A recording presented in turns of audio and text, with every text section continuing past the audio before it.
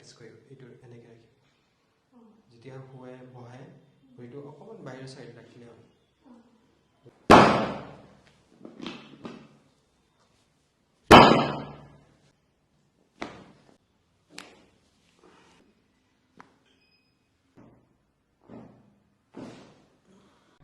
মোৰ নাম পলি দেউৰী মই মৰাণৰ পৰা আহিছোঁ চৰাইদেউ ডিষ্ট্ৰিক্ট